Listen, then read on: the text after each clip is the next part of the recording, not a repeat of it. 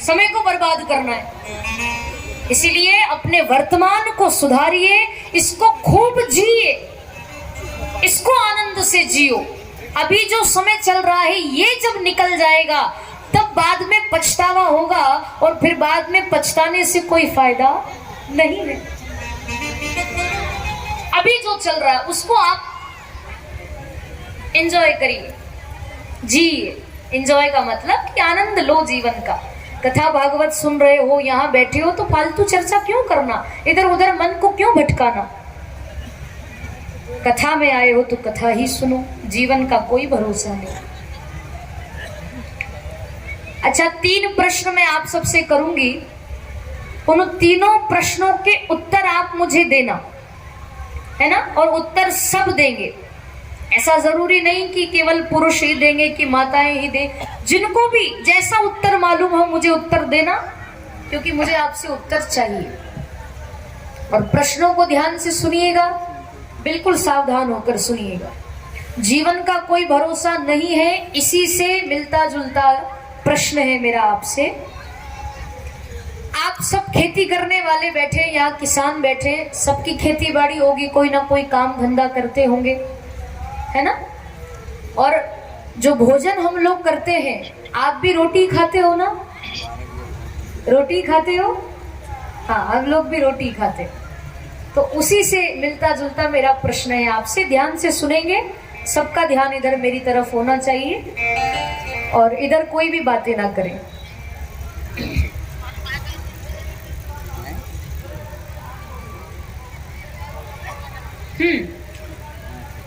ये जो प्रश्न मैं आपसे पूछने जा रही हूं, हमारे एक कथा के बड़े रसिक हैं, आपके ही गांव के हैं, नाम है उनका मदन जी साव, शायद आप लोग जानते भी हो कोई।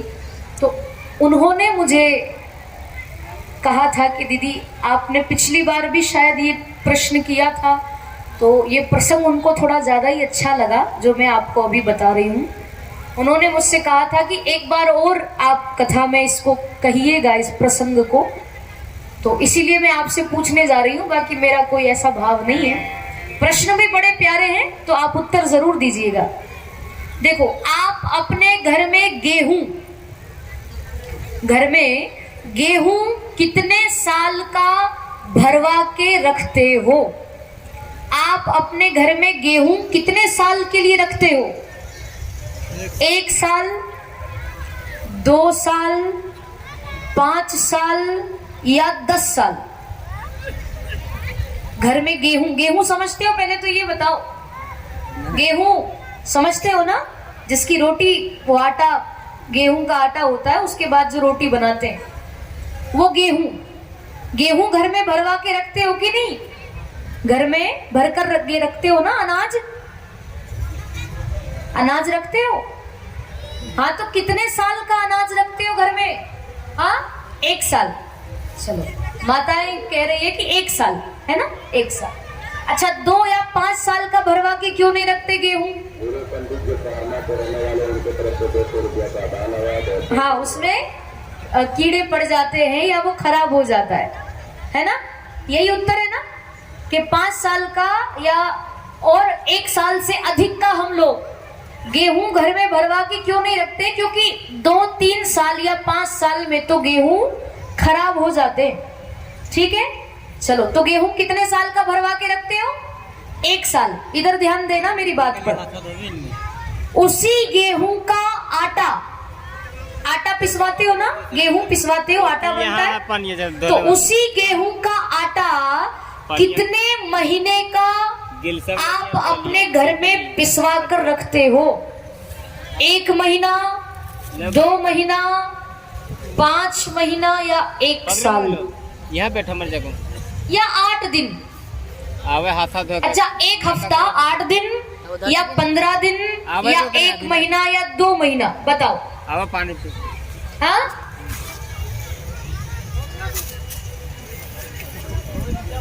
जोर से बोलो, इशारा मत करो। 1 सप्ताह कि 1 महीना? 1 सप्ताह। आप 1 सप्ताह का भरवा के रखते हो, है ना। अच्छा 2-3 महीने का पिसवा के क्यों नहीं रखते? खराब हो जाता है। बहुत बढ़िया। अच्छा ठीक है, चलो आप गेहूं 1 साल का घर में भरवा के रखते हो क्योंकि 2 साल में गेहूं खराब हो जाते हैं। उसी गेहूं का आटा केवल 1 हफ्ते यानी 8 दिन का आप पिसवा कर रखते हो क्योंकि 15-20 दिन या 1 महीने 2 महीने में तो वो आटा भी खराब हो जाता है ना। उसी आटे की रोटी बनाते हो ना आप माताएं, उसी आटे की रोटी कितने दिन की इकट्ठी बना के रख लेते हो? 1 दिन, 2 दिन, 3 दिन, हाँ? एक समय की बना के रखते हो, केवल एक समय की, है ना। एक टाइम भोजन करते हो, मतलब रोटी एक टाइम खाते हो आप, तो एक समय की बनाते हो कि 2-3 समय की इकट्ठी बना के रख देते हो? एक समय की। अच्छा 2-3 दिन की बना के क्यों नहीं रखते? इकट्ठी बना दो, क्या जाता है? हाँ, 2-3 दिन की बना के क्यों नहीं रखते? खराब हो जाती है। 24 घंटे में तो रोटी भी खराब हो जाती है। अब मेरी बात पर ध्यान देना, मेरा कहने का मतलब ये है, क्या हुआ इनको बिठाओ, इनको यहाँ से उड़ जाइए, उड़ जाइए उधर, तकलीफ हो रहा है।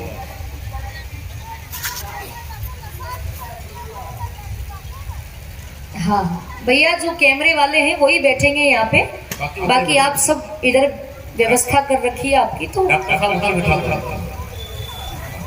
उधर बाकी सब बैठो। में भरवा के रखते हो क्योंकि 2-3 साल में गेहूं भी खराब हो जाते हैं। उसी गेहूं का आटा केवल 1 हफ्ते का आप पिसवा करके रखते हो क्योंकि 15-20 दिन, 1 महीने, 2 महीने में तो आटा भी खराब हो जाता है। खाते उसी से शरीर बनता है ना, उसी रोटी से बना ये शरीर है। 24 घंटे में जब रोटी का कोई भरोसा नहीं, वो खराब हो जाती है, तो उसी रोटी से बना ये शरीर, इसका कोई भरोसा है क्या? हाँ, कोई भरोसा है? कोई भरोसा नहीं। आइए आपको बात समझ में, इसीलिए मैंने आपसे प्रश्न किए। अगर मैं खुद उत्तर दे देती, उत्तर तो मुझे भी मालूम थे, पर अगर मैं दे देती तो शायद आपको समझ में इतना नहीं आता। इसीलिए आपसे मैंने उत्तर पूछे, क्योंकि उसी रोटी से बना ये शरीर है। 24 घंटे में रोटी खराब हो जाती है तो शरीर क्यों खराब नहीं होगा? इसका भी कोई भरोसा नहीं है। क्या पता कब मृत्यु हो जाए।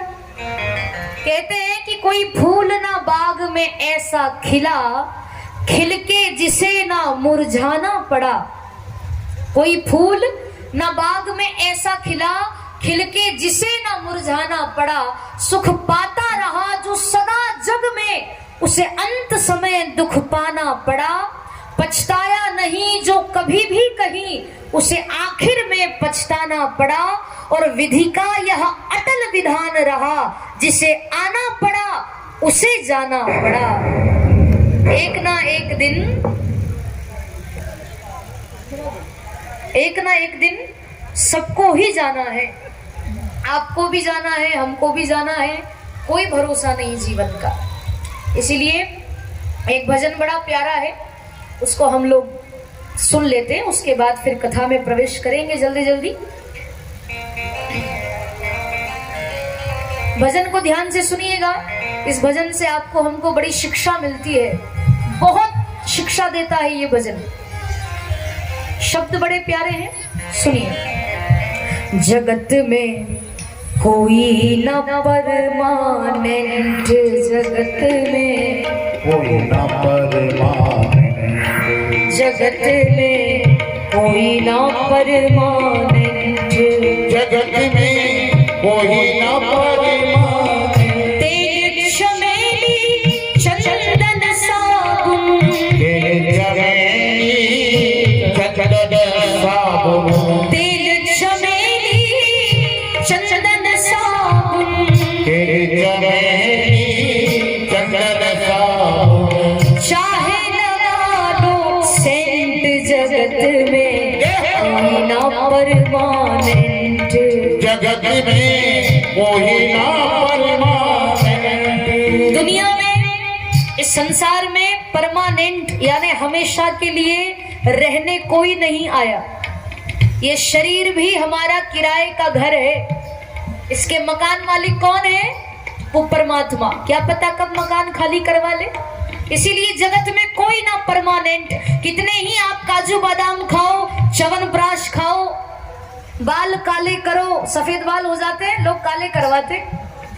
बाल काले करो, च्यवनप्राश खाओ, आप नई बत्ती सी लगवाओ, या कितने ही टोने टोट के करो, जड़ी बूटियां खाओ, पर आपकी मौत जिस समय, जिस घड़ी और जहां लिखी है वो मौत आपकी होकर ही रहती है। कोई कुछ नहीं कर सकता, ना च्यवनप्राश कुछ कर सकता है, ना आयुर्वेदिक जड़ी बूटियां, ना कोई संसार का टोना टोटका, कोई जादू। जब मौत लिखी है वो तो होकर रहेगी। इसीलिए कहते हैं, इस भजन का अर्थ यही है, जगत में कोई ना परमानेंट, जगत में कोई ना परमानेंट। तेरे चमेली चंदन साबुन, तेरे चमेली चंदन साबुन, चाहे लगा लो सेंट, जगत में कोई ना परमानेंट, जगत में कोई ना परमानेंट, जगत में कोई ना परमानेंट। बाकी सब ताली बजाकर गए।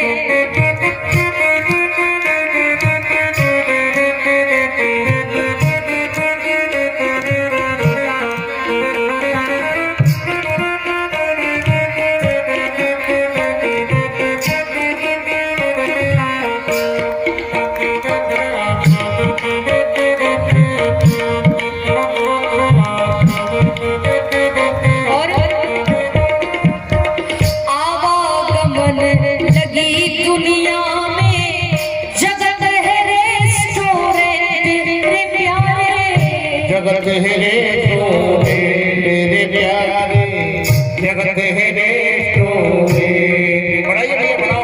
आवागमन लगी दुनिया में, जगत है रेस्टोरेंट रे प्यारे, जगत है रे मेरे प्यारे, जगत है रे और अंत समय में उड़ जाएंगे, समय उड़ जाएंगे, ये अंत समय में उड़ जाएंगे, समय उड़ जाएंगे। तेरे तंबू टेंट, जगत में कोई ना परमानेंट, जगत में कोई ना परमानेंट। तेरे चमेली चंदन साबुन, तेरे चमेली चंदन साबुन, चाहे लगा लो सेंट, जगत में कोई ना परमानेंट, जगत में कोई ना परमानेंट।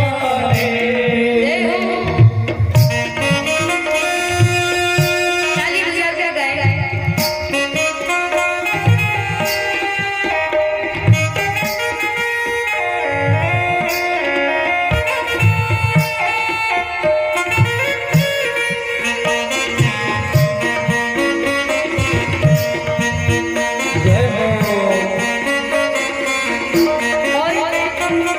हरिद्वार चाहे मथुरा काशी, घूमो दिल्ली कैंट रे प्यारे, वो दिल्ली के तेरे प्यारे, वो दिल्ली के हो। दुनिया के किसी भी कोने में आप रहो, किसी भी तीर्थ में जाओ, आप भ्रमण करने के लिए, दर्शन करने के लिए, हरिद्वार जाओ, काशी जाओ, उज्जैन जाओ, कहीं पर भी जाओ, पर शर्त क्या है? कहते हैं आगे, हरिद्वार चाहे मथुरा काशी, घूमो दिल्ली के तेरे प्यारे, वो दिल्ली के तेरे प्यारे, वो दिल्ली। शर्त क्या है? कहीं भी जाओ, लेकिन मन में नाम प्रभु का मन में नाम प्रभु का राखो, ये मन में नाम प्रभु का राखो, मन में नाम प्रभु का राखो। चाहे धोती पहनो या पेंट जगत में कोई ना परमानेंट, जगत में कोई ना परमानेंट, मन में नाम प्रभु का राखो, मन में नाम प्रभु का राखो। चाहे धोती पहनो या पेंट जगत में कोई ना परमानेंट, जगत में कोई ना परमानेंट। ताली बजा के गाएं।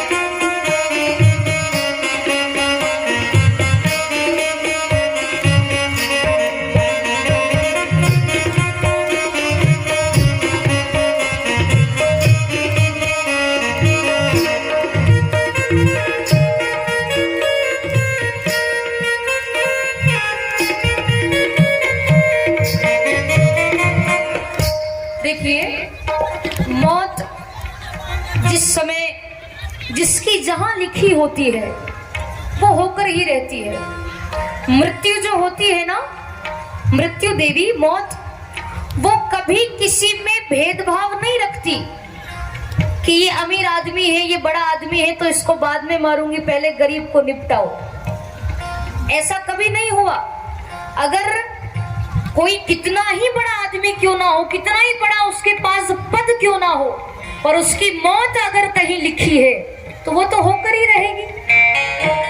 मृत्यु भेदभाव नहीं करती, इसीलिए कहते हैं आगे, राष्ट्रपति या जर्नल कर्नल चाहे हो लेफ्टिनेंट रे प्यारे, चाहे हो लेफ्टिनेंट रे प्यारे, कोई भी हो, चाहे हो लेफ्टिनेंट हो, राष्ट्रपति या जर्नल कर्नल चाहे हो लेफ्टिनेंट रे प्यारे, चाहे हो लेफ्टिनेंट रे प्यारे, चाहे हो कोई भी हो, लेकिन ये काल सभी को खा जाएगा, ये काल सभी को खा जाएगा, काल सभी को खा जाएगा।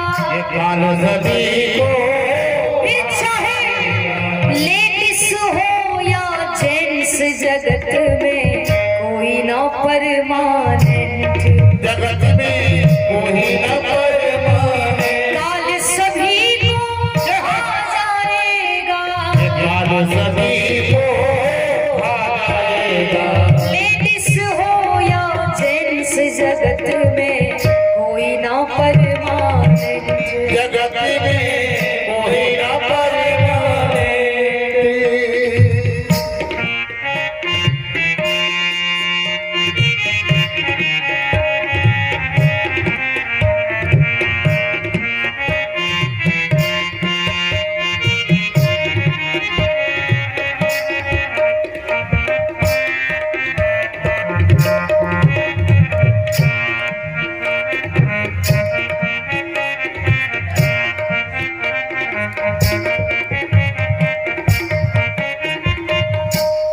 ये भजन मुझे बड़ा प्यारा लगता है क्योंकि इसके शब्द बड़े अच्छे हैं, बिल्कुल सटीक बातें इस भजन में बताई गई, जीवन का पूरा सार ही इस भजन में दे दिया।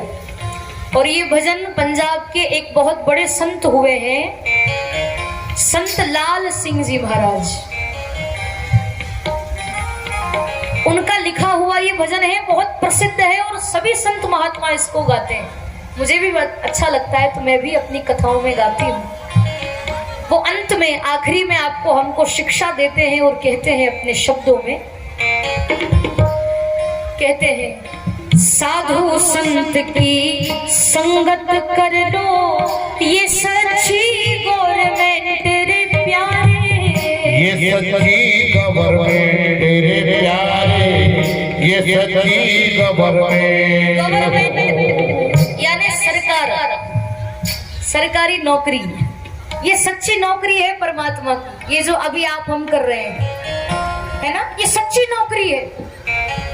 बाकी जो नौकरियां है ना वो नकली नौकरियां हैं। ये सच्ची है, इसीलिए कहते हैं साधु संत की संगत कर लो, ये सच्ची गवर्नमेंट मेरे प्यारे, ये सच्ची गवर्नमेंट मेरे प्यारे, ये सच्ची गवर्नमेंट। क्योंकि लाल सिंह कहे इस दफ्तर से, लाल सिंह कहे इस दफ्तर से, ये ऑफिस है आपका हमारा, आप हम सब यहाँ कर्मचारी हैं, सेवा करने वाले, भगवान के सेवक हैं, दास हैं, है ना। मालिक तो एक परमात्मा है, बाकी हम सब उसके सेवक हैं। आप भी हो, हम भी हैं, हमारी भी नौकरी है। तो वो परमात्मा जो है वो मालिक है, और ये आपका हमारा ऑफिस है, हम लोग यहाँ के नौकर चाकर है, सेवा करने वाले कर्मचारी। तो कहते हैं लाल सिंह कहे इस दफ्तर से, लाल सिंह कहे इस दफ्तर से, ओ लाल सिंह कहे इस दफ्तर से, लाल सिंह कहे इस दफ्तर से, कभी मत होना अपसेंट जगत में कोई ना परमाने, जगत में कोई ना परमाने, तेल चमेली चंदन साबुन, चाहे लगा दो सेंट जगत में कोई ना परमाने। और ऐसे नहीं, सभी लोग दोनों हाथ खड़े करिए, पूरे पूरे हाथ, पूरे पूरे, और ताली बजाकर मेरे साथ गाएं। अच्छा, जिसको भी ये भजन अच्छा लगा वो दोनों हाथ खड़े करेंगे। वाह, सबको अच्छा लगा ना, ताली बजाकर कहेंगे मेरे साथ, ओ हरे रामा रामा रामा हरे हरे, हरे राम हरे राम हरे राम हरे हरे, हरे कृष्णा कृष्णा कृष्णा हरे हरे, ओ हरे कृष्णा कृष्ण कृष्ण हरे हरे, कृष्णा हरे हरे। बोले गोपाल कृष्ण भगवान की, श्याम रामचंद्र भगवान की। तो आइए इसी के साथ में कथा में प्रवेश करते हैं। कल भगवान राम जी और लक्ष्मण जी को लेने के लिए गुरु विश्वामित्र जी आए। राम लक्ष्मण को लेकर के अयोध्या से चले, अपने यज्ञ की रक्षा करने के लिए, राक्षसों का नाश करने के लिए विश्वामित्र जी भगवान को लेकर के चले हैं। रास्ते में ताड़का मिली तो भगवान ताड़का का वध करते हैं। विश्वामित्र जी के आश्रम में भगवान आए, रात्रि विश्राम करके सुबह जब यज्ञ हुआ विश्वामित्र जी का, उसकी पहरेदारी भगवान करते हैं। मारीच और सुबाहु का भगवान उद्धार करते हैं। मारीच को तो बिना फर का बाण मारा और सुबाहु को लक्ष्मण जी ने मारा। फिर भगवान बैठे थे विश्वामित्र जी के आश्रम में, उनका यज्ञ सफल हुआ तो जनकपुर से दूत आए पत्रिका